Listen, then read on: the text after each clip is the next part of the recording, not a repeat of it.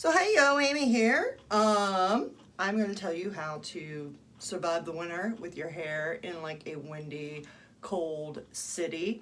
I really like this Moroccan oil treatment. I just take a little bit of it, a little tiny bit, like maybe like a quarter or a dime, depending on how much hair you got. Rub my hands together. I just like to put it on the ends, get whipped by the wind while I'm out. Hats. I just like to put it, then I like to use my favorite brush. It's a wet brush. It's good for wet, it's good for dry. It gets tangles out. And then just gently work the oil through the ends. It's also going to decrease your tangles.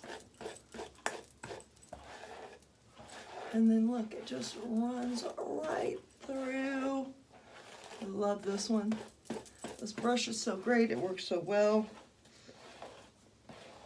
And then you have shiny, smooth hair that's protected from the elements. And again, this is the wet brush and the Moroccan oil treatment.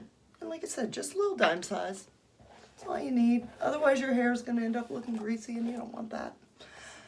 And until next time, stay beautiful.